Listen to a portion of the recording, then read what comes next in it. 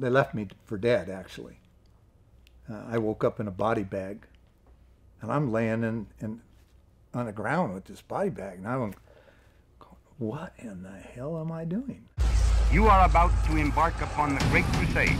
To meet this mounting aggression. And make no mistake about it, good will prevail.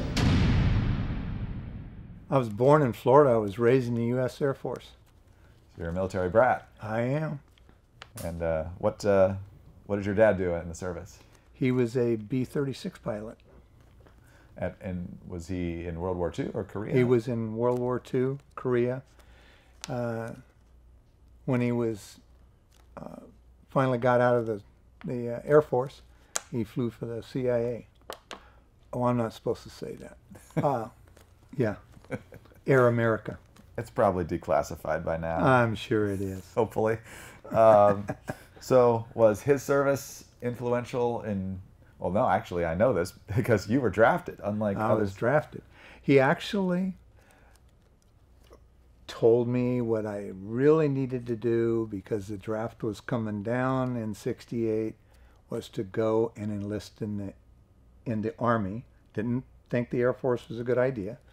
In the Army and go to flight school. I did and I didn't.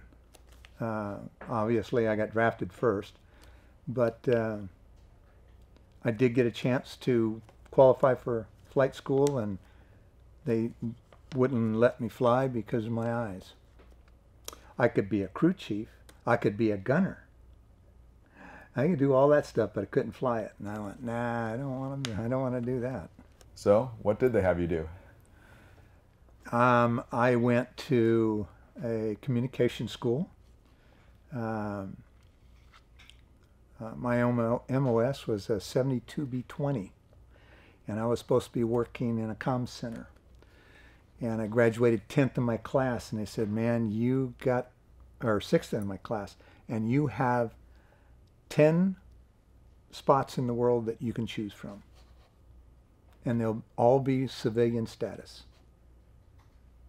So I picked Rome, Italy, Abid, or wherever you pronounce it, Ethiopia. I was supposed to be a good duty station. And the last one I went, God, you know what? I think they're going to send me to Vietnam anyway. So I said, Tan Son Nhut. And that's where I went. Matter of fact, all 240 guys in my class were on the airplane with me when we went to Vietnam. We flew in country, gosh, I want to say it was the 15th or 16th of October in '68. And we were supposed to land in Tan Son Nhut. And they waved us off. We circled the runway for about an hour, circled, and they waved us off, said, can't take you in, we're getting shelled. And so then they sent us to Da Nang. So we flew up to Da Nang, and Da Nang said, we can't take you. And they said, well, somebody's got to take us because we're running out of fuel. I mean, that's basically, you know, the guy was real honest with us on the airplane, the pilot. And so we circled Da Nang for about 45 minutes, and then they sent us to Cam Ranh Bay. And we were in the flight pattern, and they called us off because there was a bunch of rocket explosions going on around the airfield.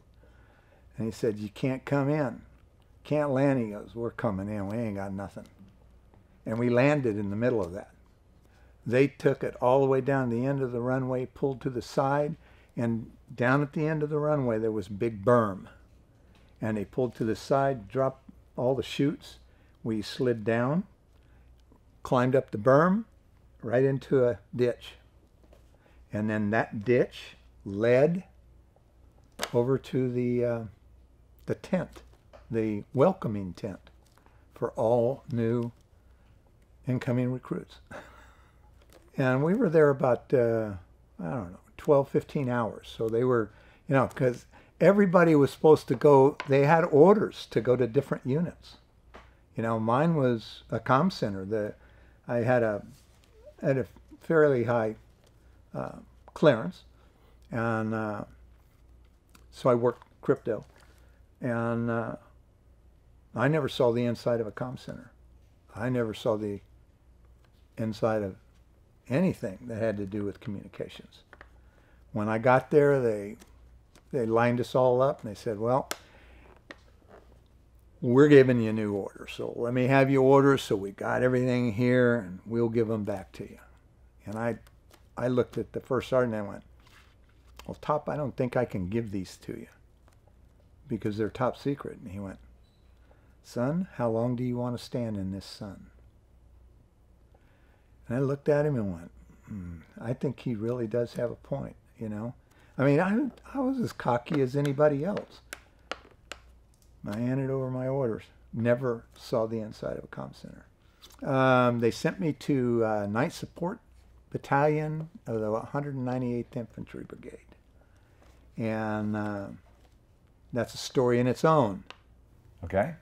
They, at the same school, 72B20, and I don't know what the MOS was for field wiremen, but they're the ones that have to climb, the pole climbers for the electric companies and the telephone companies. And we used to march to our classrooms every morning and watch these guys trying to get up a pole. And it always kind of made us laugh, like, man, I ain't doing that. Anywhere there are flying bullets. So the first thing I ever did was climb a pole and fix a wire. And I had absolutely no idea what I was doing. Other than there's two wires up there and you split them, you splice them, and you tie them together and you get down as quick as you can. So I did that for, I don't know, a couple of weeks before we had our first attack on our little compound. And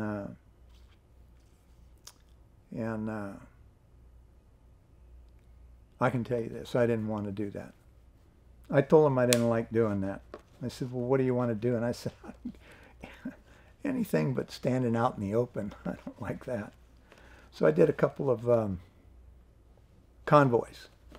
I rode shotgun on convoys to a little place 11 miles south of us, south of July, called Duckville.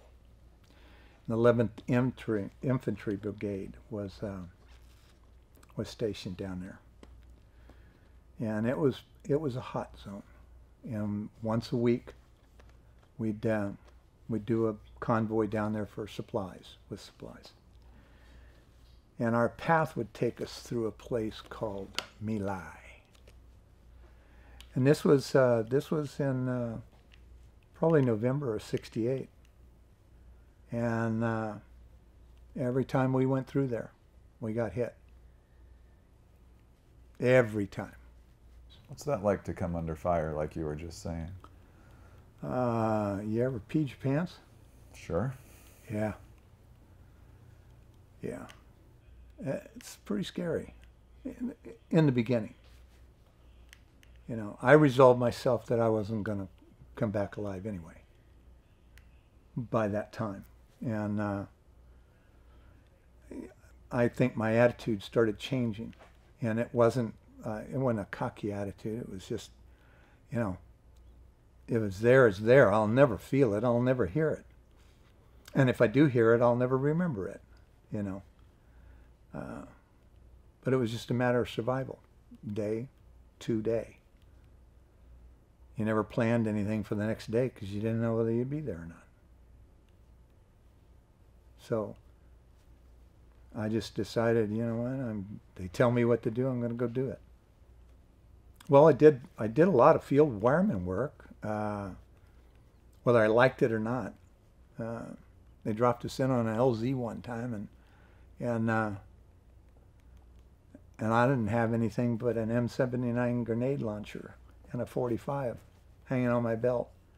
But I had two big, large rolls of field wire to go out and string wire for claymore mines and for communication. And fortunately, they'd give me a couple of guys to be my, my backup, my guys that were watching out for me, because I couldn't fire back if we got hit.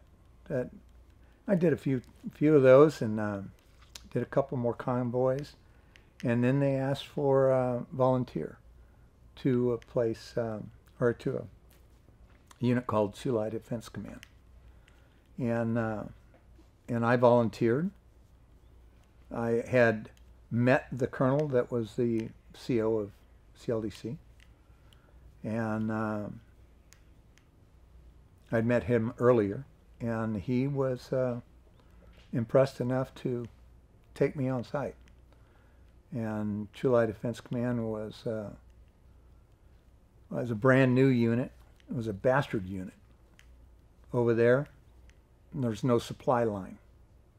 Supply lines are tough even when you're in a unit that has designation, and like the 9th Support Battalion or the 198th Infantry. I mean, you're getting all kinds of stuff.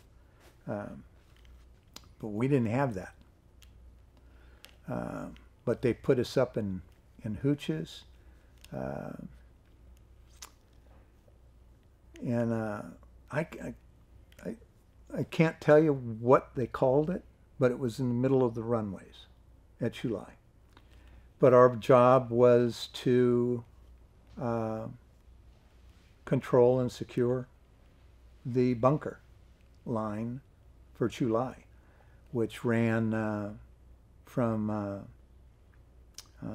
can't tell you the name of the point, but it was out towards the Anton River on the right-hand side where the Coast Guard was, all the way up probably about 10 miles, and then straight across the peninsula, and then down towards a place called Batanga Peninsula.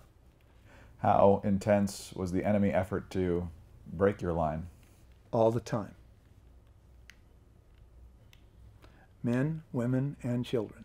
They used anybody and everybody. And who's they? The Viet Cong and the North Vietnamese, the people that were in charge. So, yeah, you tell me. What were your rules of engagement when, especially involving women and children? They changed all the time. Almost permanently they changed when Westmoreland became commanding general of, I think he started at I Corps, and then he became the big muckety-muck of the whole Vietnam War. And his first order to us was no loaded weapons on the bunker line. You had to have a clear chamber, and you could have the clip sitting next to you. But if you saw movement, you had to call the officer of the day. You had to wait for him.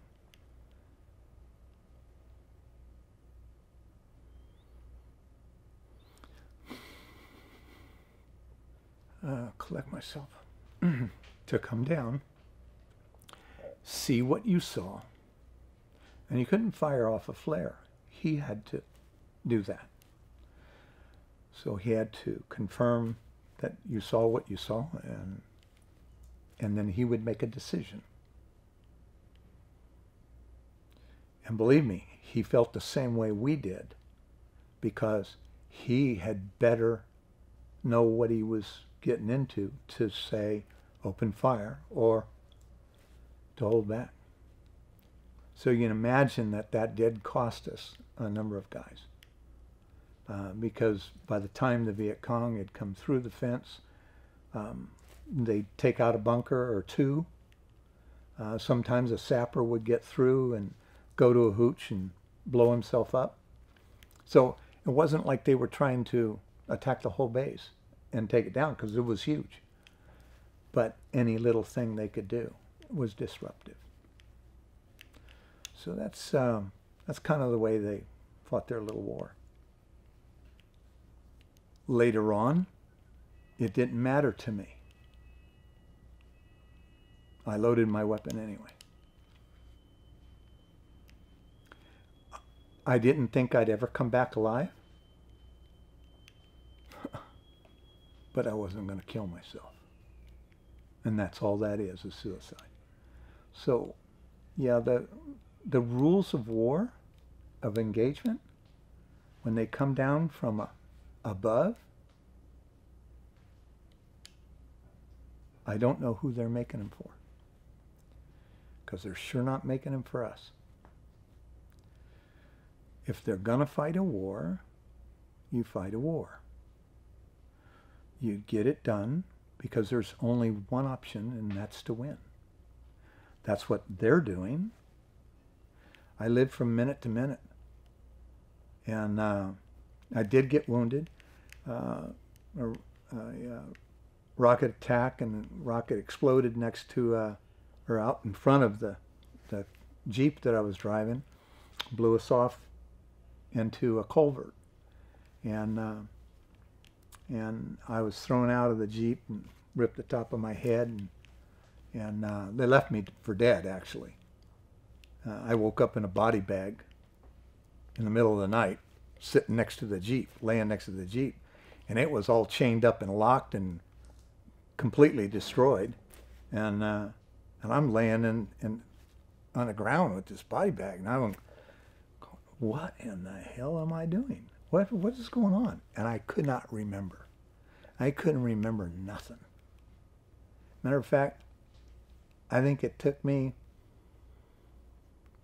5, 6, 7 years before I even remembered what I was doing that caused me to be next to that Jeep. So it was a pretty heavy duty wound. Were you able to unzip the bag, or did you have to wait till the morning? Yeah, no. I unzipped the bag. I was sitting on, I don't even know what it, maybe a rock, and the MPs showed up, and it was late in the evening, and they showed up and so what are you doing here? I said, I don't know. I don't know. I have no idea. Well, where'd you come from? I said, man, I don't know. I don't know where in the hell I am. I don't know where I came from, and I don't know why I'm here. Then one of the MPs with the light on says, God, this guy's he's bloody, you know. So they looked at me, and I had all the blood and I'm matted, and so they took me to the hospital. 50 years later, what does your service mean to you? Didn't finish the job.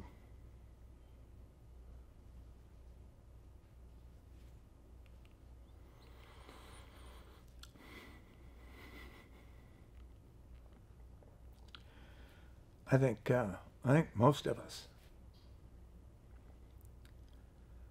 are.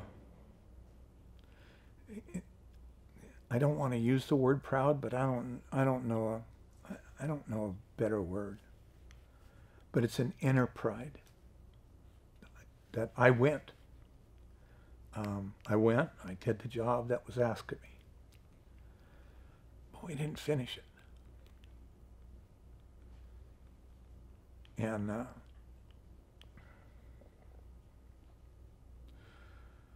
boy, I get almost as emotional thinking about the boys in Afghanistan. Because I know,